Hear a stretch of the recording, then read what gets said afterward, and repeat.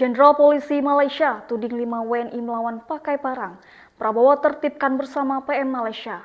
Mayor Jenderal Purnawirawan TNI TB Hasanuddin menilai keterangan Kepala Polisi Selangor, Komisaris Jenderal Hussein Omar Khan sangat aneh. Sebab Husin mengatakan 5 warga negara Indonesia ditembak di Malaysia Jumat 24 Januari 2025 karena menabrak kapal dan menyerang pakai parang. Dilansir dari channel News Asia, Senin 27 Januari 2025, Husin mengatakan saat kapal patroli agensi bertugas di Pantai Morib, perairan Tanjung Ru, Jumat sekitar pukul 3 dini hari. Mereka mengejar 5 pekerja migran Indonesia dengan perahu, namun malah ditabrak. Keesokan harinya, masyarakat setempat melaporkan ada perahu terombang-ambing di Pantai Banting, Kuala Langat.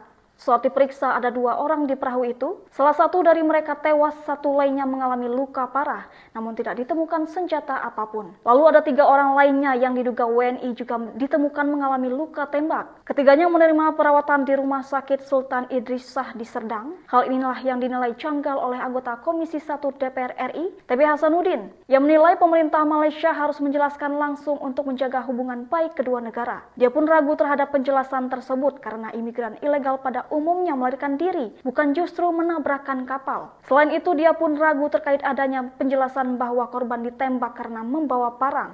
Menurut dia, senjata parang akan mengancam jika dibawa korban ketika sudah menaiki kapal APMM. Namun dia meyakini situasinya tak demikian. Presiden Prabowo Subianto mengatakan pemerintah Indonesia dan Malaysia telah sepakat dalam meningkatkan kerjasama di berbagai bidang, termasuk soal ketenaga kerjaan dengan penertiban. Download Tribun X sekarang. Menghadirkan lokal menjadi Indonesia.